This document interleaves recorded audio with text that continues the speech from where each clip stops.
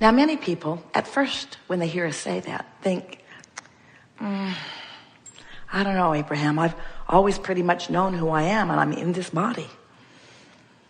I was little, now I'm big. I was young, and now I'm older. But I pretty much know, I think, who I am. We say, not even close. Most humans have no real sense of who you are.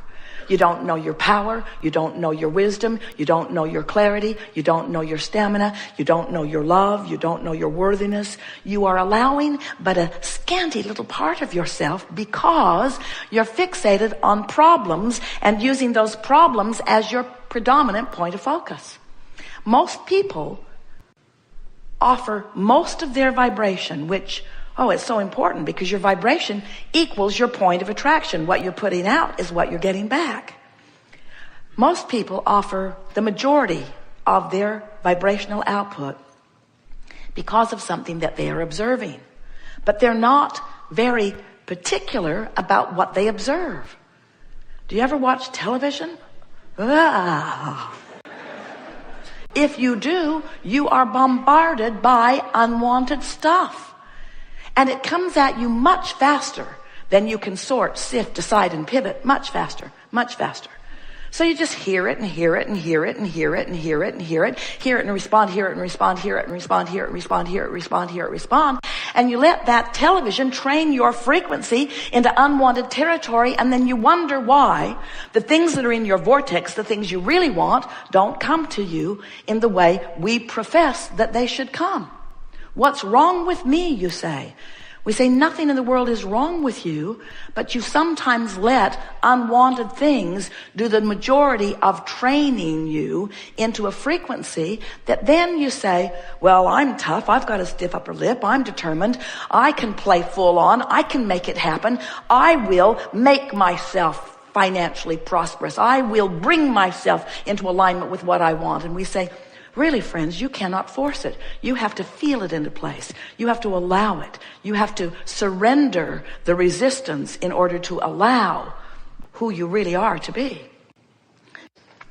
And we think that if you would just use these words instead, it would set you on the right path immediately.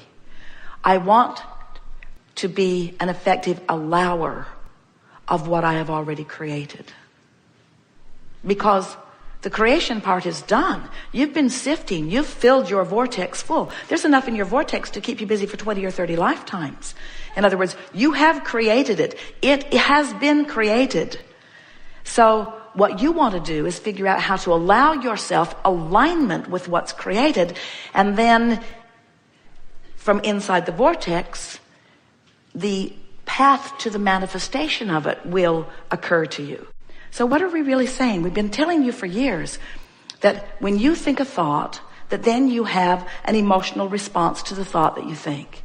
We say to you, when you think a thought, that active thought, then attracts other thoughts like it. And now you have a more active connection with that thought. We've been telling you that for a long time. And now we're saying to you that if you will find some way of thinking as few thoughts about as few things as possible, by choosing something to think about that you usually don't think about, but something that is completely without resistance, that what will happen is, over time, gradually, not the first day, not the second day, but certainly by the 30th or 40th or 50th day, if you sit for 15 or 20 or 30 minutes in meditation, and you have the singular intent of activating your attention to this music and syncing your breath with it, after a little while, the words that we are speaking in the background will come to the forefront, and you'll realize that you are actively involved in thought that is inside the vortex. You'll find your mind rambling, but it will be on positive things. You see, you don't wrestle the unwanted to the ground. You just leave it behind. You just leave it behind. You let it just fade into the vibrational distance. Every thought that's ever been thought still exists. So we're not going to tell you it's gone forever, because you could talk to an old friend, listen to an old song. You could look through some old photo albums. You could focus it back in, but you won't focus it back in to where it was to begin with letting it go. In other words, it takes a while to let it go, and it would take a while to bring it back. The more you look at something, the more law of attraction says, oh, here's more, here's more, here's more, here's more. So we want you to realize that while it is of value for you to know what you don't want, while it is helpful to know what you don't want, while solutions are born out of defining the problem, the more you define the problem, the more you define the solution. We just want to be very clear that while you're still defining the problem, you cannot catch a vibrational glimpse of the solution. And law of attraction is responding to you where you are offering your vibration. And there are a lot of people who think that just by saying positive words or by saying it in a positive way, that's enough, that law of attraction should now take them at their word. And we say, law of attraction does not take you at your word. Law of attraction takes you at your vibration. And the only way you really know what your vibration is by the way you're feeling. So you have two indications of whether you're leaning away from who you really are and what you want, or toward who you really are and what you really want. The first evidenced is the way you feel, your emotions. But many of you have become so determined and strong and valiant and vigilant and hardy and determined that you can withstand a whopping amount of negative emotion. Those who were here when you got here sort of trained you that way. Quit your crying. Quit your crying, they said. Keep a stiff upper lip. The world doesn't revolve around you. It really does. It really does. Your world exactly revolves around you. And if you're keeping a stiff upper lip in the face of something unwanted and not doing anything about changing your focus until the tension goes away, you cannot be a vibrational match to the solution. That's what that tension that you feel is. That's your indication that you're not in the vicinity of who you really are and what you really want. So we talk about deactivating the thought. Well, that's a very good idea, just really tricky. Because when you say you're going to stop thinking about that thing, you're thinking about that thing that you're going to stop thinking about. I'm not going to think about that thing I'm not going to think about anymore, but you're thinking about that thing you're not going to think about anymore. It's still active in your vibration. And now I'm really irritated with myself that I can't stop thinking about that thing. Don't want to think about that thing. I'm not going to think about that thing. I'm not going to think about that thing. I'm not going to think about that thing. I'm not going to think about that thing. I'm not going to think about that thing. I'm not going to think about that thing. I'm thinking about that thing. I'm thinking about that thing. So you have to start thinking about another thing. But the tricky thing about thinking about another thing when you don't want to think about that thing is that that thing you don't want to think about is so active in your vibration, law of attraction, saying, here's some more of it, here's some more of it, here's some more of it, here's some more of it. You say, no, get away from me. I don't want to think about you. I don't want to think about you. I don't want to think about you. And then there's more. I don't want to think about you. I don't want to think about you. I don't want to think. Oh, I need a rest. Well, what we are recommending is that you find some time that you can quiet your mind, where you can focus upon something that doesn't require much thought. So Jerry and Esther have gathered together with the help of a wonderful musician who put some really good music together, really strange music that we specifically requested, music that's not like music you usually hear because it doesn't beat the way music is supposed to beat. It's unpredictable. And if you try to sync your breath to it with 1, 2, 3 breaths in, one long breath to 3 counts is a better way of saying it. Esther likes to suck it in, suck it in, suck it in, and get as much in as she can in 3 beats, and then long, slow 5 beats out. Well, it takes a little while to figure that out. Have you been playing with it? And as you figure it out, what happens is you cannot be focused upon something like that and stay actively involved in those things that have been bothering you. So the more often you do that, the more you allow your vortex to train you upward. You see, the difference between your vocabulary and ours is that you mean created manifested, and we mean created vortexed. And then we mean allowed manifested. Follow? It's in there. We were visiting with a beautiful woman recently who has been wanting to get pregnant. not getting pregnant, not getting pregnant, not getting pregnant, wanting to be pregnant, wanting to be pregnant. Several conversations with her over a period of years about it. And then last time we saw her in Los Angeles, she announced to us and to several people in the audience who knew her, they'd been following the saga of her pregnancy for a while. I'm 4 months pregnant, she announced. And of course, she and everyone else was delighted. And as the day went on, we took opportunity to point out several things around the pregnancy.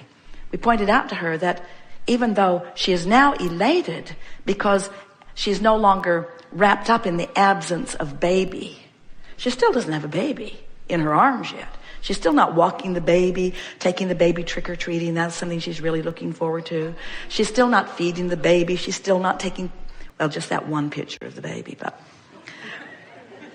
she doesn't actually have the baby experience yet in the way she wants it. And so we said to everyone, your vortex is pregnant with all of your desires.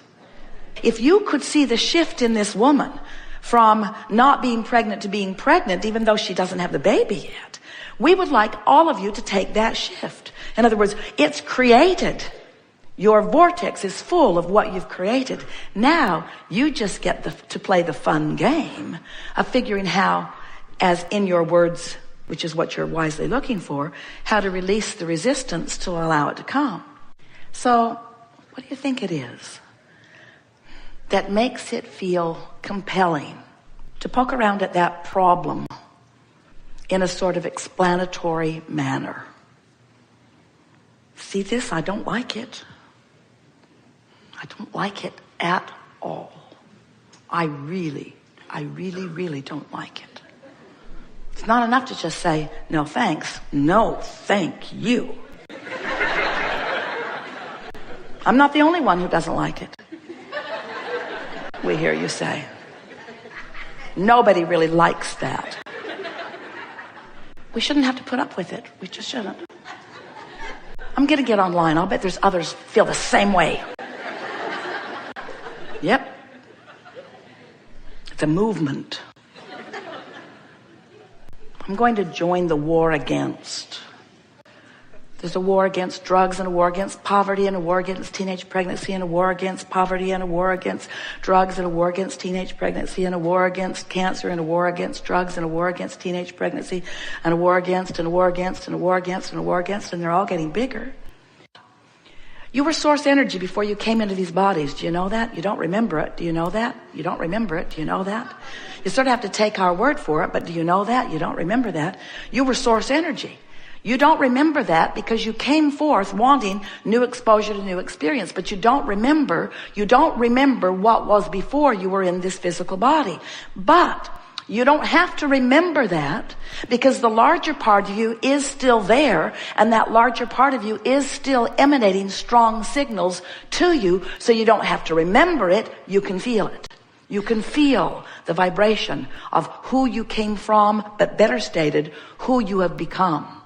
Because as you came forth from this source energy, a part of your consciousness, into this physical body, as you explore here, knowing what you don't want and therefore knowing what you do want, every time you emanate that rocket of preference, the inner being part of you becomes it, absorbs it, amends who you are, becomes the fuller version of who you are as a result of this most recent exposure to life.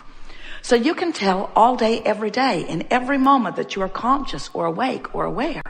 You can tell whether you are vibrationally in the vicinity of who you are. You feel contentment, satisfaction, ease and flow, love and passion, exhilaration. In other words, you feel fabulous when you're tuned in to the energy of who you really are. And the less close to that frequency you are, the worse you feel. The more you feel frustration, or lethargy, or anger, or fear, or depression. In other words, the emotional guidance scale really indicates one thing and one thing only, but it's a big thing. It indicates your relationship with who you really are.